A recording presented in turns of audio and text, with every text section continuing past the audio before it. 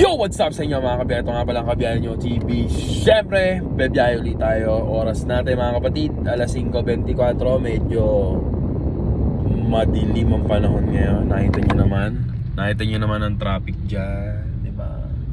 Traffic sa market all alone, diba? Ayan ang setup natin.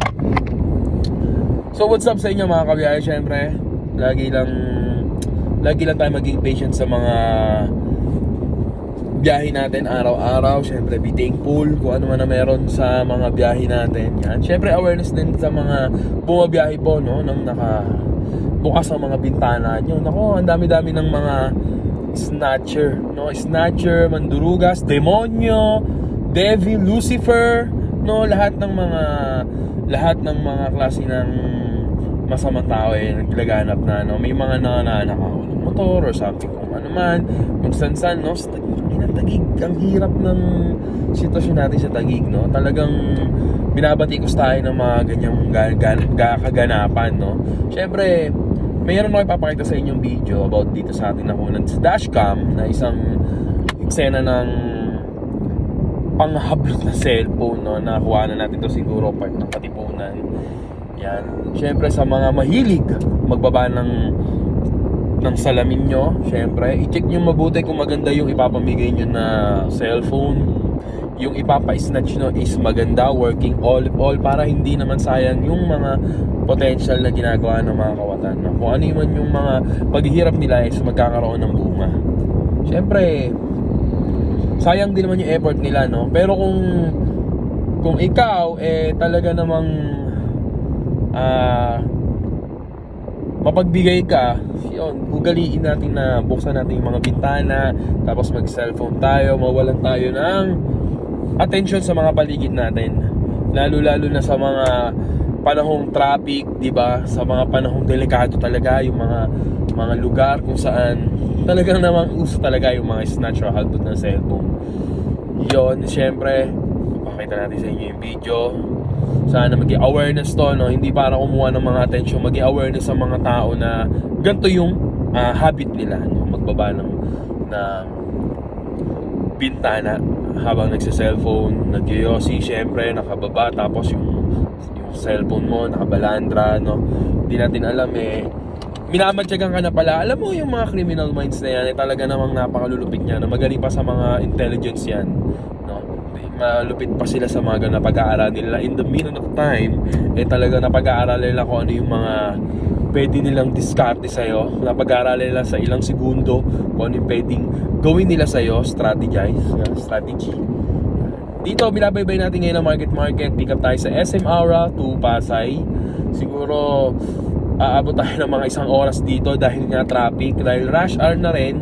It's Thursday, no? Thursday ang araw natin ngayon. Yun, medyo talagang napakahina, no, sa mga bumabiyahe dyan. Syempre, patient lang lagi. Kumbaga, tiyagain natin yung mga bookings, no? Huwag na tayo mamili kasi alam mo, ang pampili sa mga taong hindi nagtatrabaho lang yan yung mga mapamili dun yung sa mga taong talaga namang hindi kumbaga merong sapat na income, no? May sapat na talagang libangan lang din. Pero sa ating mga driver talaga namang tanggapin natin kasi ano din yan factor din yan doon sa mga customer natin na gustong nang umuwi, syempre.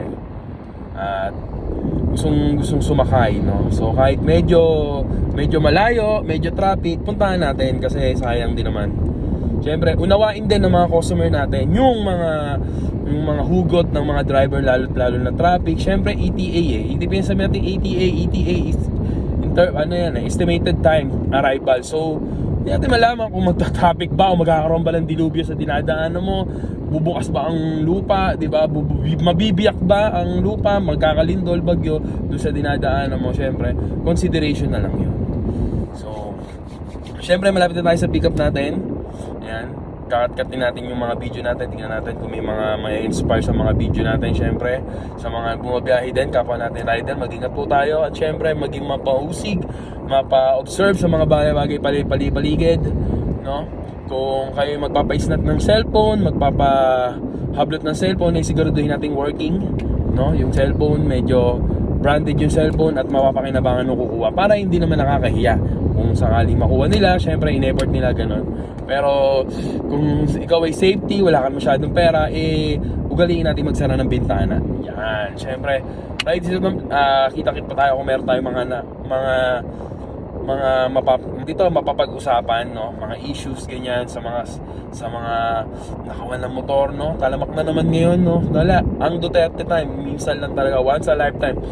May mga pasahero din nagsabi na minsan lang mangyari yung Duterte time, so hindi na para maulit siguro, hindi na para masundan yung ganung time na talagang safe ka. Pero ngayon wala na po, dapat nga talaga may the purge na para manakawang ka man or maano ka na, meron ka ng pambawi in the soon, no? Ganun kalupit the purge.